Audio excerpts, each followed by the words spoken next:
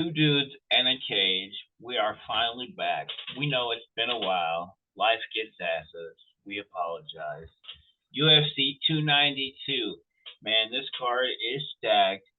A lot of cancellations on this fight. It's the Ultimate Fighter finale. Man, I think this card is just going to be absolutely amazing. What about you, Matt? I do too. I know with big names, injuries, so it lost a little bit of star power, but I know they're still looking for a garbrandt replacement. They got one for Jeff Neal, which that's even better. Right. That's like a better, Yeah. Yeah. Sure. Cool. Yeah. Well, shoot. Let's get right into it. Man, first up, I don't know. I think the order might be a little bit off here. It's different on different websites, so I apologize if I got it off a little bit. I'm starting with the tough finale. I don't think that's right, but we'll just go with that. I got Austin Hubbard versus Kurt Holobaugh. Man, both these guys were on the same team on Tough. They were both on the veterans.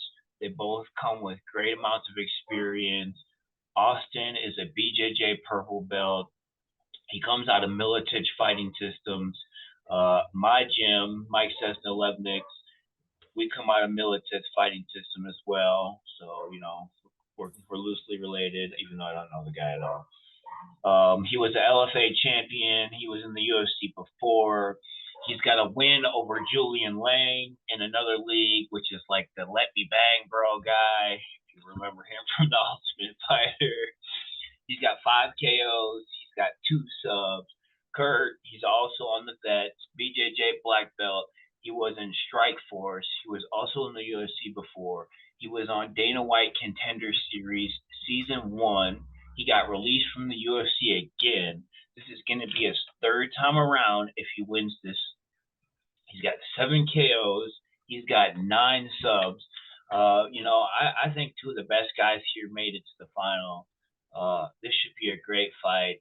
But I think Austin's just going to be a little bit more experienced. He's got LFA experience. Strike Force is pretty good. I think the only reason that he got into the UFC the first time is because the Strike Force was absorbed by the UFC. I'm going with Austin here. What about you, Matt? Like you said, like both these fighters were in the UFC. Austin Hubbard had a better tenure in the UFC than Holobaugh. Holobaugh also he won the contender series, but it was overturned because of a post. I believe it was a post fight. One of his drug tests. He used an IV, so it was overturned. But like you said, Hubbard coming from Militich, his wrestling, his pressure. Like, look at the guys that came out of there. Matt Hughes, obviously Pat Militich, 2 of the best welterweights in their era. So I'm also going with Hubbard. I think he'll be the winner of Tough 31, and maybe we can move on from Tough. Right? Yeah. Come on. Yeah. I don't think they're gonna stop it now, but I don't think so. I mean, it's a good show. It's a good format, but I just think this season with going veterans versus prospects kind of set up the prospects for failure. Yeah, I wasn't smart. Yeah. And the Contender Series is doing really well and producing a lot of high-level athletes too. So yeah. All right. The next fight I have Karine Silva versus Maryna Moroz. That's the first one on the UFC. Yeah. See, that was the first one. So we'll jump to that one. This one's interesting because these two fought 9 years ago. And Moroz won via armbar. And obviously they've both gotten better. Silva is 16-4 and Maryna is 11-4. But Maryna is a monster. Like, she's a pressure fighter. She has great grappling. And Karine, she wants her revenge. She's a better striker. And I think if she can keep it standing, she can win. But I don't think she's going to get her revenge. I think Maryna is going to just pressure her. She's going to smother her and take down and grappling and get in that clinch. And I think Maryna gets it done by decision. No, Marta's the underdog in this fight, right? I know. Yeah. Karine's got 8 KOs, 8 subs. I mean, she's from Brazil, so she knows she's got good jiu-jitsu. I couldn't find her exact belt rate. She's faced a lot of good competition. Maryna, she's from Ukraine, so she's titled as a master boxer, master kickboxer. They both have a right around the same amount of subs. She's got 1 KO, 6 subs. She's got a lot of decision losses to grapplers. She's lost to Carla Esparza, Angela Hill, Jennifer Maya. So it seems like you said, she typically doesn't fare well against those grapplers, but she already has a grappling win over Karine. And even though Karine has those 8 subs, she doesn't really seem like a wrestler grappler, I guess. So, I was looking when I was looking, I noticed she gets the subs, but it's not really from a takedown. It's more from a knockdown. And then she goes in to finish and then takes advantage of of that. Yeah. It's not okay. It's not because of her grappling got her to an advantage. And right. Nice. Man, I didn't know these two fought already. I didn't see that. I overlooked that, and now I'm like questioning myself. Honestly, I had Karine winning. Man, she's got all those knockouts, and I was just like, man, I don't know. I see all those knockouts, and then I saw where Mara was a master in boxing, and so I'm like, this could turn into more of a grappling stalemate of a match. But and now that Marin's already armbarred her before, I kind of like that pick too. So let's go with it. Underdogs, let's go, baby. Early. Yeah, I got a couple underdogs picked too. So, all right. Next up, Andrea Lee versus Natalia. Andrea, if you're watching, we'd still love to have you on the show. Andrea, she's a BJJ brown belt. She's a judo judo brown belt. She's a black belt in karate. She's a crew in Muay Thai. Crew means she's a teacher. She's got 3 KOs, 5 subs. She is coming off of 2 losses in a row. She hasn't won a fight in 2 years. Natalia, she's got 5 KOs, 7 subs. She hasn't lost since 2017.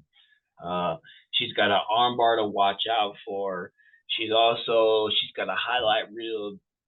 She did a spinning back kick as the other chick was going down for a takedown and timed it just right to her face and knocked her out, which is pretty sweet.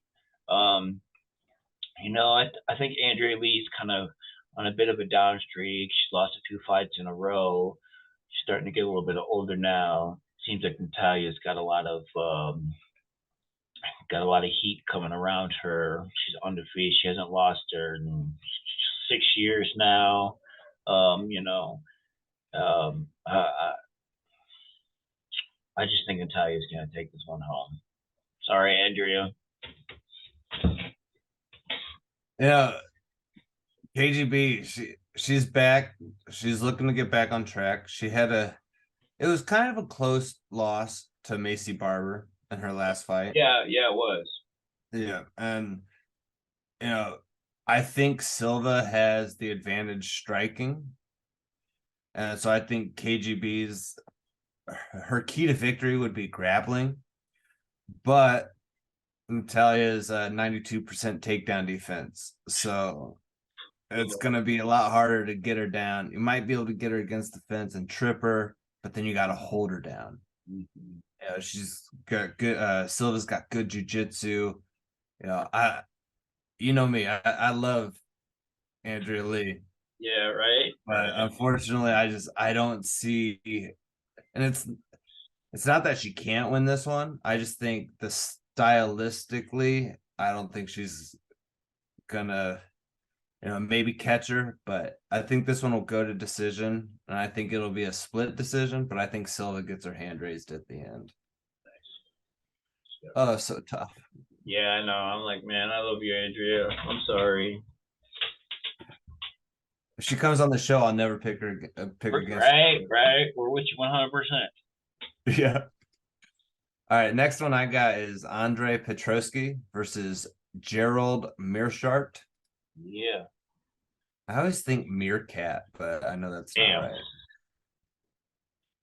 So Petroski, he's a grappler. He does have good power. He's 4-0 in the octagon. He has 2 submissions, 1 decision, and 1 TKO. Meerschaert is more experienced in the UFC.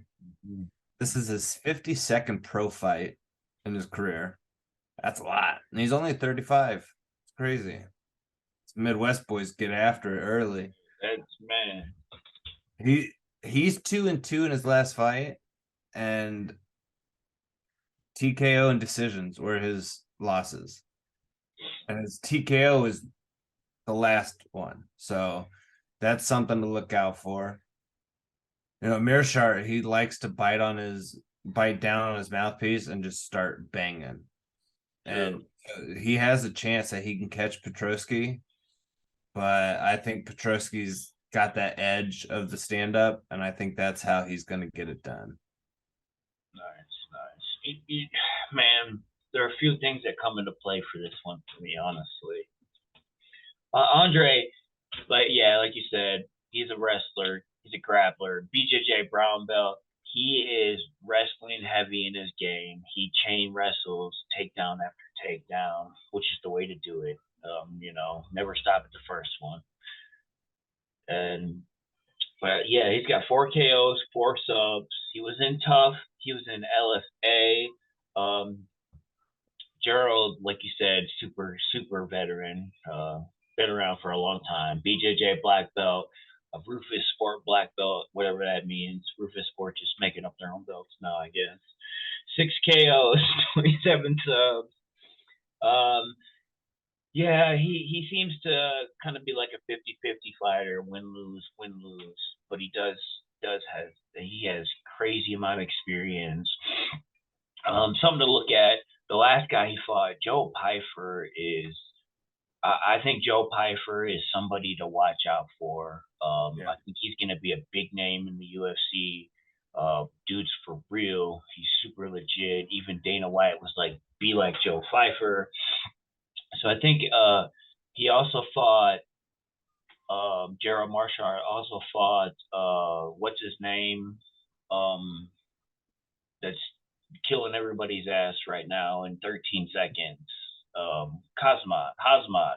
Oh, yeah, Hamzat, yeah. Hamzat, yeah, he fought Hamzat. He's fought a lot of big name dudes, Yeah. And he's been in there with some real fighters. I know Andre Petroski is doing good. He's 4-0 in the UFC, but I feel like that decision win was gifted to him. Maybe not the decision win, but I remember one of his wins being like, nah, he didn't really get that one. I feel like I just feel like he's been walked a little bit, and I think this is just too big of a step up for him, honestly. He's only had 11 fights compared to 50 fights. I know Gerald's the underdog in this, but I'm going with Gerald in this one, man. I really am. I think he's. I just pulled his thing up, and it's Petroski's like a chain wrestler. Mm-hmm. I'm gonna have to switch to Gerald too. Yeah, 27 baby. submissions. Yeah. And his last 4 wins have all been by submission. I'm telling you, man. I'm telling you. I'm on the Gerald train. I feel it. Woo, woo. Yeah, I can feel it, man. I'm telling you. Yeah. Is it me? Yeah, Damn it. that's a good one too. I'm so bad at that. All right, man. Next up, I get the hard names too. Yeah, Gregory Rodrigues, it's not that bad.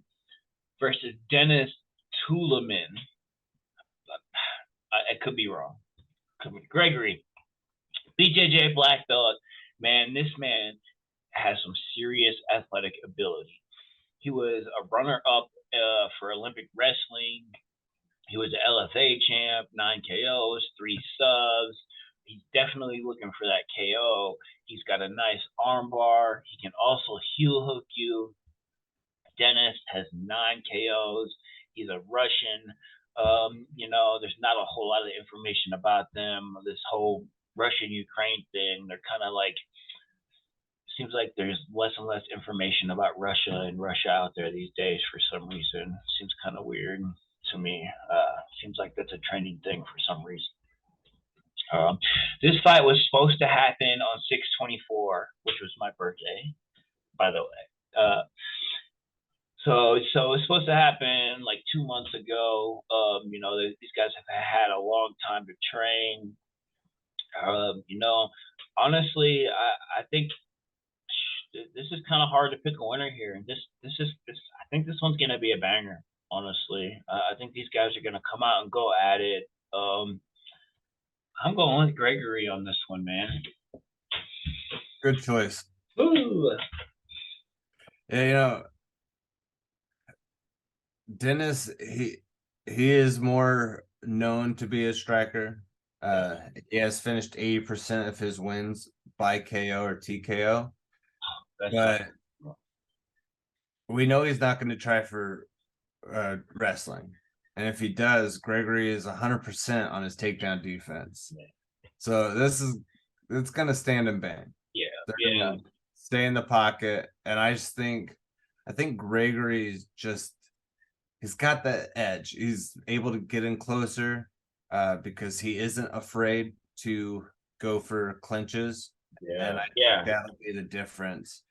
Because he's got a 2-inch reach disadvantage, and I think that'll force him to get into the pocket a little bit more to stay off the jab. And I think Gregory gets it done too. Yeah. My coach says when guys have that takedown defense or they're good on the ground, it makes their striking better because they're not afraid to get taken down, and so he's not afraid to throw. Yeah. I think there was that one video of Gregory where he's just like his eyebrows like split open, dude. Yeah, it's like the whole eyebrow is gone. Yeah, like, ooh, man. He's not afraid to bang. Yeah, this next fight is interesting for the matchmakers to make. Yeah, definitely. At matchmaker perspective, definitely a hard one. Yeah, Chris Weidman versus Brad Tavares. The return. Yeah, that's what I have in my notes. Weidman is back after that brutal leg injury against Uriah Hall, which is crazy that we've seen more and more lately. Wonder what Yeah, because the first one before Silva was like in 2008. And then it was like, 4 years later, Silva. And then we've had 3 in the past 2.5 years. Man. Yeah, maybe it's checking them leg kicks. It's a change in the game. Yeah. So Tavares, he's known to have good stand-up. And Weidman is obviously known for his wrestling. Yeah. But Weidman, he can strike. He can strike. And, he can also get caught, a la Luke Rockhold. But that one was, Luke Rockhold, his question mark kick, you don't see it come until you've been hit with it. So I'll give him a pass on that. Right. Weidman's also 39. So I don't know how much more he has in him. I think this is a good welcome back match because Tavares, although he's stand-up, he is not really known for his power. So Weidman, I'm not going to say he's chinny, but he is susceptible to getting hit in the chin. But I think Weidman gets it done. I think he'll be able to get it. hopefully he uses his grappling like he did to become the champion and mix it up well, because it really opens up his stand up when he shoots for a couple of takedowns in that first round just to get him thinking. So What's with these MMA fighters not fighting MMA fights? I mean, it's like they're totally their IQs are just totally gone out the window sometime. Like Michael Chandler, the guy we are talking about earlier. Like, dude, use your wrestling. What are you? Not a street fight. Like, what is wrong with you? You could be a world class athlete. I mean, you're already in top 10. You'd be a champion if you utilize your full skill set, but you refuse to for some reason. Well, like Justin Gaethje, he is a perfect example. Yeah. Like, he's got great striking and great wrestling, and he doesn't use his wrestling. He doesn't use it at all. But I think Justin kind of is. He's the entertainer. He gets a pass because he does good with his striking as well. You know, it doesn't when he doesn't utilize his full skill set, it doesn't hurt him, and he doesn't lose fights because of it. Right. Yeah.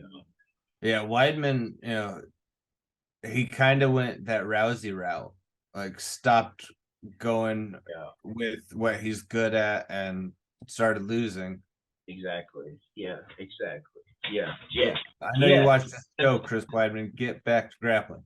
Right. Mix it up, though. Yeah, Chris Weidman, dude, man.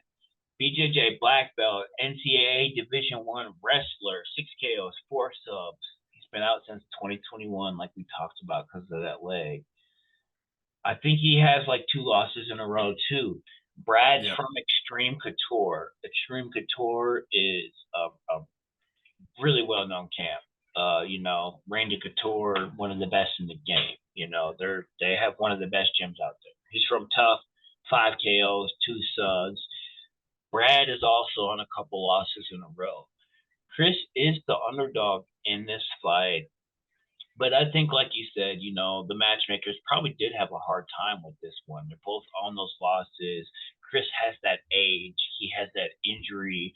I think for those 2 reasons alone, that kind of made him underdog in this fight. Yeah. But I'm going with Chris as well, man. I think Chris is going to win this fight, man. Welcome back, Chris. I think the UFC gave you a great opportunity to get back in here and get a win. But I think with that leg injury too is, as like, you know, for the bookmakers, you never know where their mental head is. Man, are they going to be afraid to throw leg kicks? Does that take a whole part of your arsenal out with throwing kicks? Period. So for sure, it's a huge part of the game. Huge part.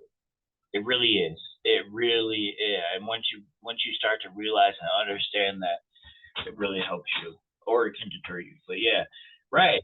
I heard though, Chris is like, I'm coming in and throwing the hardest kick I can, or something like that. He's like, I'm testing it out right away. So that's what I heard he said. I can't remember where. Probably some Facebook post or some shit.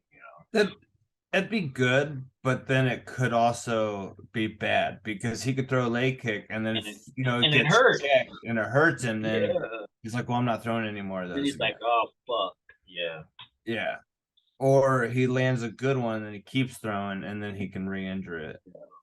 Yeah. I mean, hopefully he's got like steel bar in there or something. Yeah. I'm assuming he does have like. They put titanium rod in your leg. Yeah, put a rod in the leg. Yeah. All right, you're up. Ooh, you got the fun one.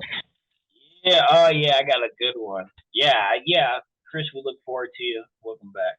Yeah, welcome. Next one, Marlon Vera versus Pedro Munhoz. Marlon Vera is one of my favorite fighters. Man, he's a BJJ black belt, 8 KOs. 8 subs. Man, he's a fighter's fighter. He brings it every time. His last fight, I don't know what happened. He just didn't really come to fight, man. Pedro Munhoz, he's a BJJ black belt. He's a brown belt in Juno, 5 KOs, 8 subs. Man, I think this has the potential to be a really good fight. Pedro, he had a few losses, but he just beat Chris Gutierrez, so he could be on a little bit of a comeback.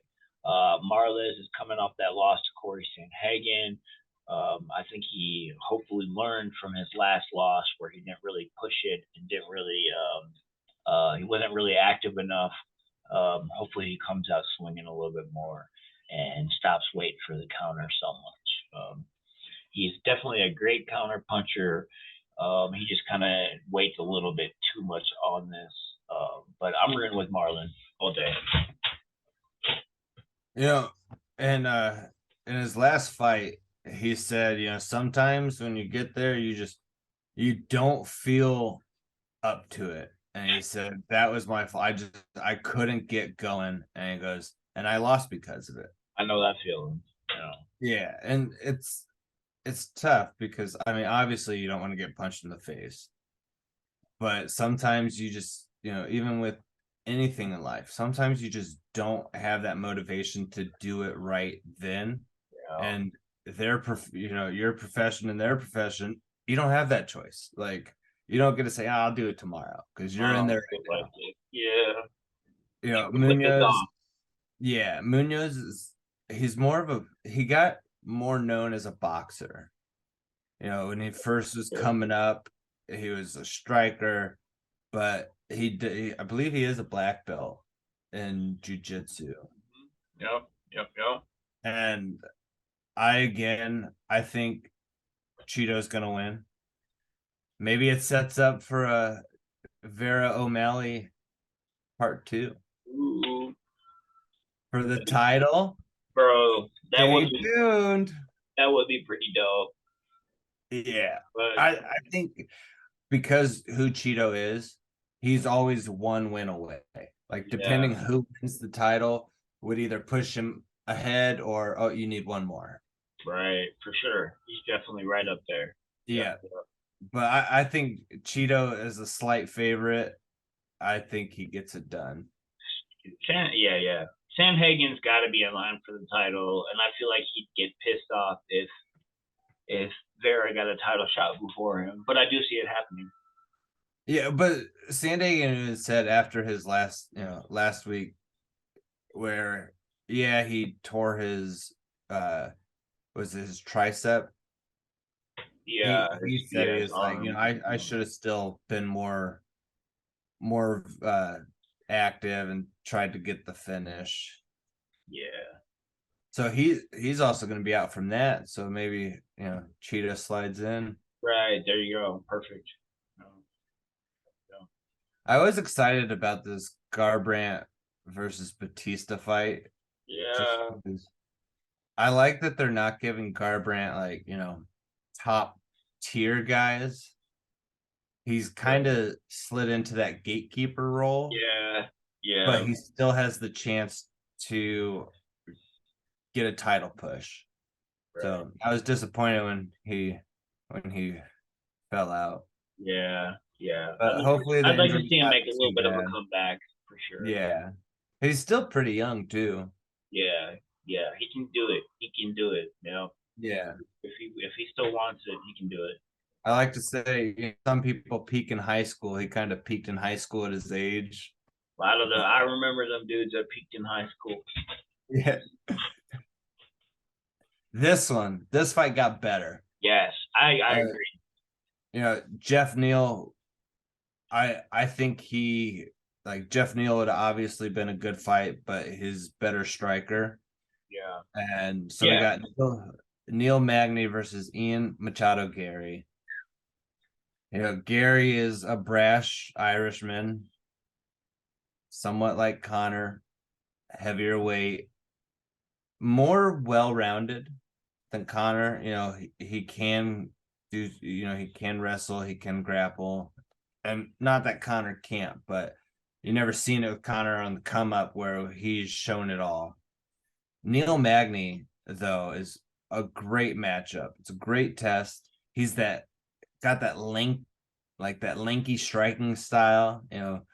He's got a 6.5-inch reach advantage against Garry, but Magny has trouble against grappler heavy fighters, and I think Garry can really rely on his wrestling and his grappling and make this one a tough night for Neil.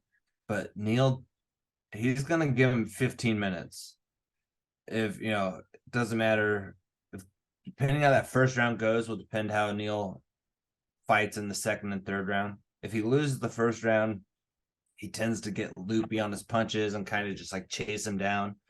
Yeah. But I'm gonna go Garry on this one. I think he stays undefeated, and man, this is such. This is Neil Magny is such a veteran in the game, man, dude.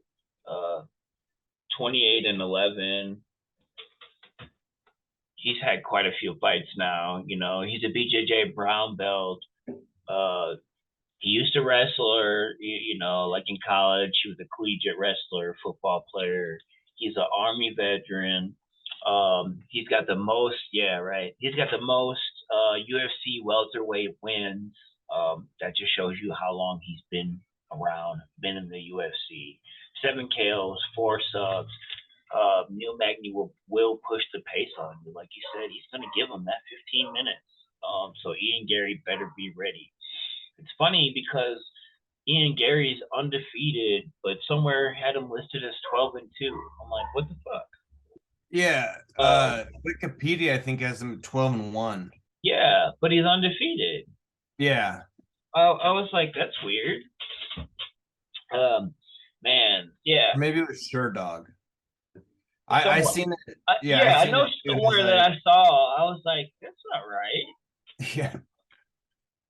Man, I think this will be Ian Garry's coming out party. I kind of feel bad for Neil. I feel like Neil has stepped into a spot where they're kind of like setting up future stars off of his name, getting wins over. It is what it is. I'm sure Neil's not mad. He's making money and doing his thing. But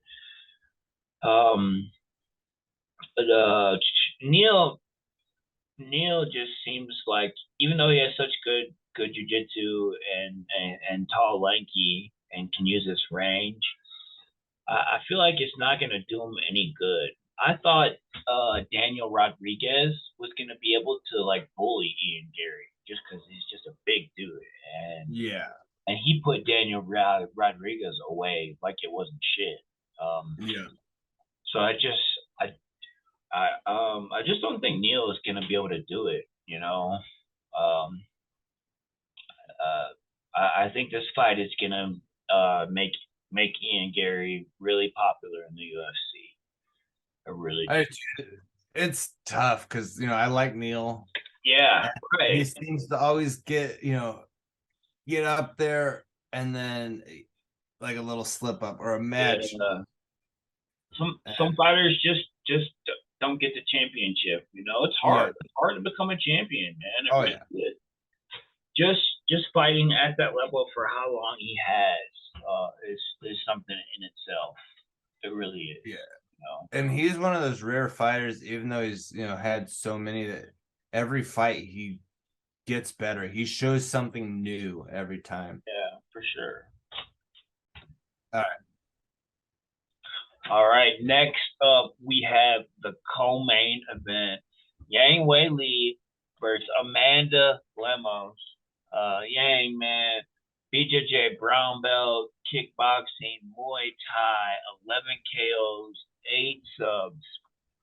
If you don't know who she is, all you gotta do is think of Joanna Young Jacek's face after that title fight, and you will remember. You will know who she is. She's bringing it. She's the champ. She deserves to be the champ. She's bringing the heat. This woman is absolutely insane when she fights. She would probably kick my ass. No lie. Amanda Lemos, 8 KOs, 3 subs. Amanda brings it too, man. She's a great striker. She pushes the pace. Um, you know, this could be a great fight if Amanda comes to fight and really pushes it and really tries. We could have a good matchup. But I think in the end, Weili is definitely going to win this fight. I just think she's a superior fighter. She's a superior athlete. Um, um, I just think hands down she's taking this one home. I too agree. I think unless your name is Aros Namunis, Yeah, right. Weili's not going to lose. Yeah. You know, when she first won the title in China, I believe it was against Jessica Andrade. Andrade, yeah. The commentator said that she's came from the lab, which she's strong. She hits like a Prius, she's got power. Right. And she seems to always have a disadvantage in reach because her reach is only 63. But that doesn't, she pushes forward. She's kind of like a Diaz brother in the sense where she just moves forward in her striking. Yeah. Which generally isn't smart. Right. And like Lemos does have good counter punches. I just think Weili is just too fast and I just think too strong or too powerful in her punches. Yeah. And I think this is going to be a good fight, but I'm calling second round TKO. Second round. All right. Zhang Weili is going to get it done. They don't have the odds up on UFC, but I can only that Zhang is got at least a minus 200, probably 250 at minimum. Sometimes when they don't have the odds up, it means they're like even. But really? Yeah, I've seen that before. It's like, kind of an even fight. Kind of how like they're both negative 100, where it's like a pick 'em. Yeah, like a pick 'em fight. Yeah. Yeah, like negative 100 would be like a pick 'em fight where the judge is saying either one of these guys could fight. But then I've seen it where there's no odds. But I don't think that's the case for this fight. No, I think Weili is going to be the favorite, which as the champion she should be. Yeah, for sure. Typically, there's some cases where the champion's not the favorite, depending if you're fighting a fan favorite. Yeah. And so I think Weili is the favorite. I think she'll stay champion. And I think she's going to knock her out. Yeah, for sure. Yeah. All right. This next one, the main event. This one's tough for me. We got Aljamain Sterling versus Sean O'Malley. I like Sean O'Malley. And we always say, his wrestling has never been questioned. And I really thought against Peter Yan, I thought Peter Yan was going to, he's a boxer, but I thought he was going to go more grappling and wrestling. Right. And that didn't happen. And O'Malley narrowly won the fight, but I think he won the fight. And Aljamain beat, Henry Cejudo his last outing. Is this too quick of a turnaround for Aljamain Sterling? He does like to take time off, nagging injuries, especially wrestling, all his life. So I kind of feel like the UFC kind of added a little more pressure to Sterling by saying, you're fighting in Boston. And it's like, I just fought, It definitely pressured him. Yeah. Yeah. And are they doing it because O'Malley's more of a fan favorite, like a bigger name? Maybe. I think Sterling is going to wrestle. He's going to not let up on the pressure. He's going to just, chain wrestling, grappling, and he's going to really test O'Malley. And you don't want to be tested in a championship fight. But then again, we said the same thing about Conor McGregor, and he knocked out Jose Aldo in 13 seconds. So there's that. And, I like O'Malley, I do.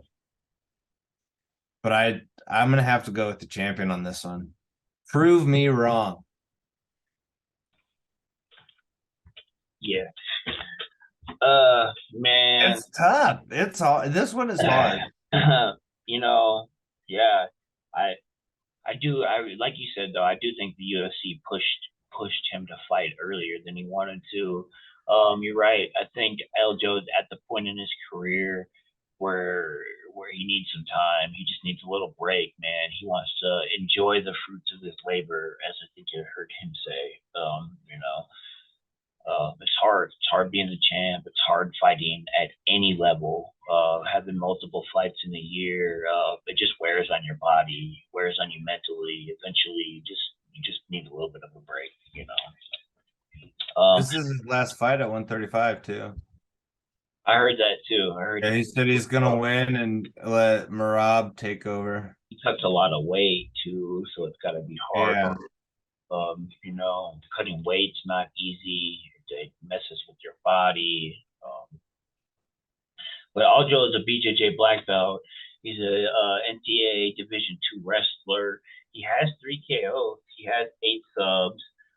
He likes to ride you. He likes to take you down. He likes to take your back.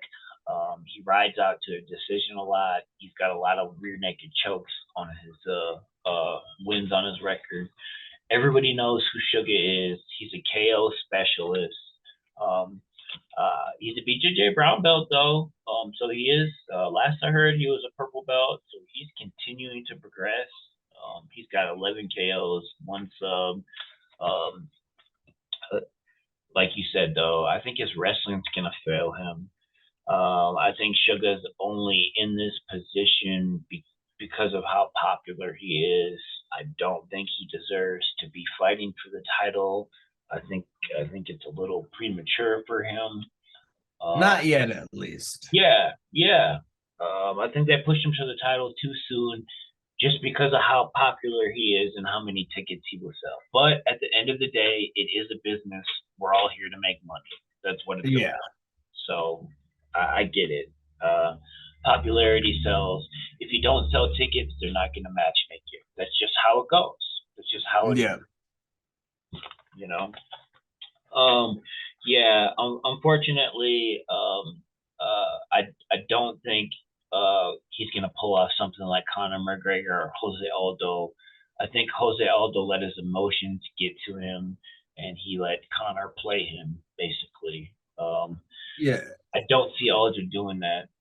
Aldo is too mentally strong. I think he looks at Sugar as somewhat of a joke, and I don't think he'll be afraid of him like Jose was Conor. So I think Aljo's gonna take this one and remain the champion.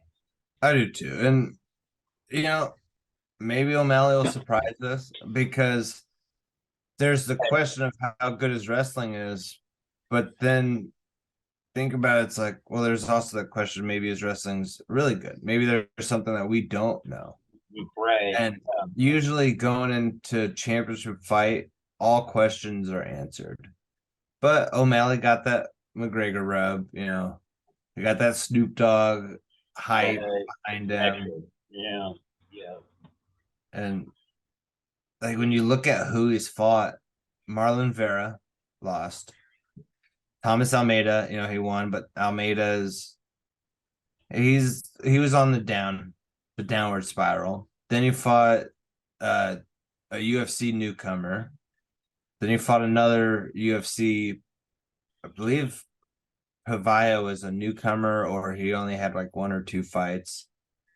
Then he fought Munhoz, and that one went in the second round, and then it was a no contest. Yeah, the eye poke. Yeah. And then he fought Peter Yan. And that one could have went either way. See, he doesn't really have a championship record, if you ask me. Right. But when he gets those knockouts, they're highlight knockouts, and yeah, that's what people want to see. Yeah. I don't think he's gonna get a highlight knockout though. And the question too is, how's his cardio? He's never gone 5 rounds.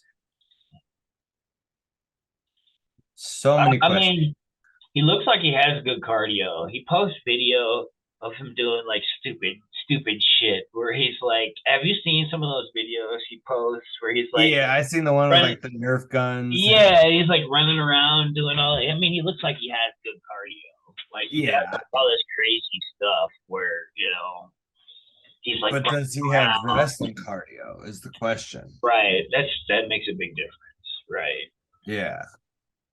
And Aljamain, he's going to just try to backpack him, which I would. Yeah. I know the knock on Aljamain's, his fights are boring, but he's trying to get a paycheck. He's trying to get in there, get the win, stay champion, not absorb a Right. lot of damage. Yeah. Ain't And nobody if you don't want him to backpack you the whole fight, stop it. Don't let him. Yeah, exactly. I know if he was fighting me, he'd be on my back like that. Because I Right. wouldn't stop it. So Shit. I mean, and he he looked real good against Cejudo. did. He even took him down Yeah. more than once, Yeah. He defended and then took him down. Yeah, I'm sorry. I'm going with Aljo on this one. I am too. Yeah. I think I know we didn't do one for the Aljo Cejudo fight, but I'm pretty sure I messaged you and I said I think Cejudo's gonna get this one. Man, I thought he was too, man. I really did. Yeah. Yeah. Yeah. But I'm on Team Aljo now. Yeah. Let's go, Aljo. Yeah. Word. All right. You guys have heard our picks. We hope you use it to make some friendly bets. Remember, don't bet more than you have because we're here to have fun. We do this because we love MMA. We love watching fights. Don't bet $1,000. Bet $20. If you can't afford $20, just bet $1, like my one homie does. I swear, he be sending me his bet, and he bet with $1. I'm like, bro, you bet $1. It's not that serious. Hey, you bet one, win five. Yeah, no, it's usually like win 50 or something, and I just think it's funny. And also remember, the more legs on your parlay, the harder it's gonna be to hit. That's right. Exactly. So if you're looking for a low, like a lottery ticket, or you bet $1 to win, 2,000. There's a lot of things got to line up for that to happen. It just makes it even harder. Yeah. Parlay is small. That's what I like to say for sure. I think 3 to 4 is manageable. Yeah, for sure. Yeah. And then if you want to do $50, maybe do a 2-leg. Yeah, for sure. Yeah. But that's how they get people though, Yeah. Like they see those big numbers and they're like, yeah, and they always say, bet the underdogs. Well, it's okay to bet 2 favorites because even if your payout's only $27 that you didn't have. Yeah, and there's a game to play there too. And a lot of people make that mistake. Pick a couple for sure wins and take that guaranteed money. Stupid. Yeah. Stupid not to. Exactly. But anyway, I know you got to get going. It's early. We all got to get to work. We get up early just to film this so you can have our thoughts before work. 2 dudes in a cage. We're back. UFC 292. Let us know what you think in the comments. What you got for us, Matt? Let us know. Yeah, come on. Being with us. It's fight week. Yes, that's right. 2 dudes in a cage. We're out.